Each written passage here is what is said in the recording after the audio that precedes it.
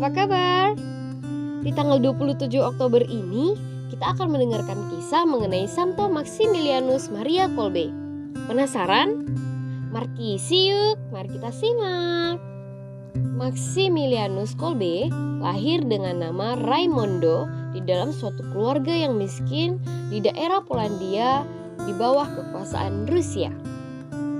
Pada tahun 1907, ia mengikuti sekolah menengah Fransiskan di Leopoli. 4 September 1910, ia bergabung dengan Fransiskan dan mulai belajar filsafat di Krakow pada tahun 1912. Pada tahun yang sama, ia pindah ke Roma untuk melanjutkan studinya. 1914, ia mengucapkan kaul kekal dan memperoleh gelar teologi dari Universitas Kepausan Gregoriana. Didukung oleh karakternya yang sangat ramah, Raimondo Kolbe dapat dengan mudah untuk menjalin persahabatan dengan sebagian besar teman di seminarinya. Dia memiliki 2 orang sahabat loh, Michelle Lovers.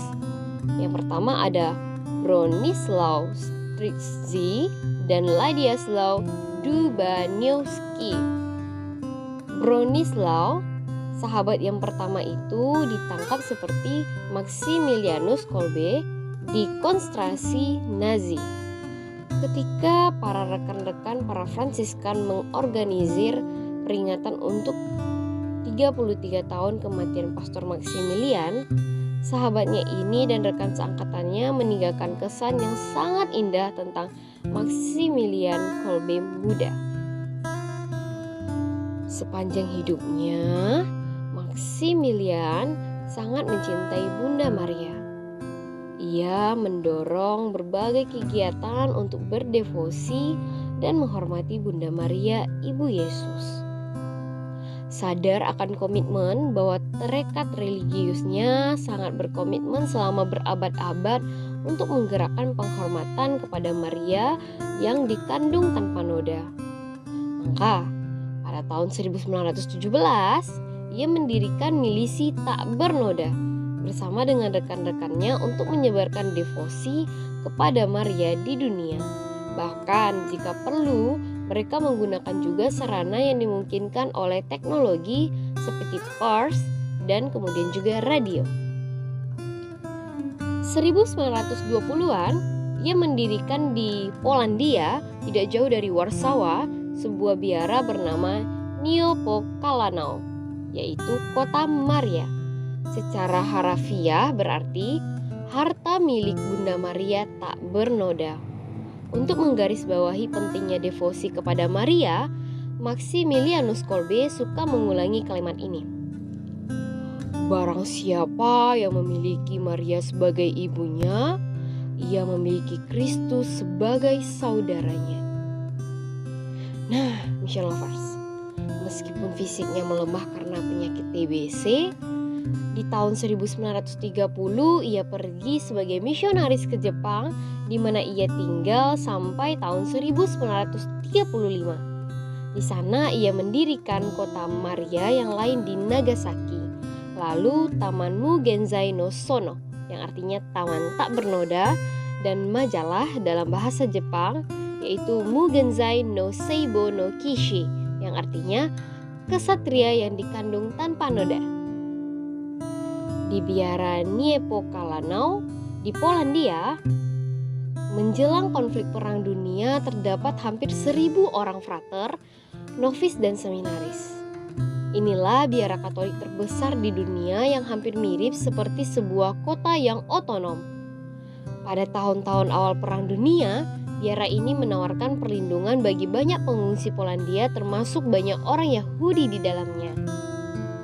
Michelle Lovers, pada bulan Mei tahun 1941, Maximilianus Kolbe ditangkap oleh tentara Nazi dan dibawa ke penjara konsentrasi di Auschwitz. Ia terdaftar dengan nomor 16.670. Di akhir bulan Juli tahun 1941, seorang pria dari blok Kolbe berhasil melarikan diri dari penjara. Pihak tentara Nazi Sebagai pembalasan, mereka memilih 10 orang dari blok penjara yang sama agar mereka mati di bunker kelaparan. Namun, tiba-tiba salah satu dari 10 narapidana yang terpilih untuk dieksekusi, Francis Gajonixweg, menangis dan mengatakan bahwa dia memiliki keluarga yang menunggunya di rumah. Mendengar ini, Kolbe keluar dari barisan tahanan dan menawarkan untuk mati menggantikannya. Tanpa diduga tawaran ini diterima. Padahal biasanya di konsentrasi semacam ini dibangun untuk memutuskan ikatan emosional dan persaudaraan. Maka dari itu tindakan belas kasih dan sikap murah hati tidak diterima. Michel Lovers, lalu bagaimana ya dengan Maximilianus Kolbe? Yuk kita simak. Nah, ia pun akhirnya masuk ke dalam bunker penghukuman itu bersama 9 rekannya. Setelah 2 minggu tanpa air dan makanan di bunker, Kolbe masih sanggup bertahan bersama 4 rekannya yang tersisa. Namun pada akhirnya mereka tetap dibunuh pada tanggal 14 Agustus 1941 dengan suntikan asam karbol dan tubuh mereka kemudian dikremasi. Dengan demikian terpenuhilah impian Maximilianus Kolbe yang pernah berkata, "Saya ingin menjadi seperti debu yang berpergian dengan angin untuk mencapai setiap pelosok penjuru dunia dan memberitakan kabar baik." Setelah kematiannya, ibunya menceritakan sebuah episode yang pernah disampaikan Maximilianus Kolbe ketika ia masih berusia 10 tahun. Ia mengatakan bahwa perawan Maria telah menampakkan diri kepadanya dengan 2 karangan bunga, satu berwarna merah dan satu berwarna putih. Lalu Bunda Maria menanyakan yang mana yang dia inginkan. Maximilianus kecil mengatakan bahwa dia menginginkan keduanya.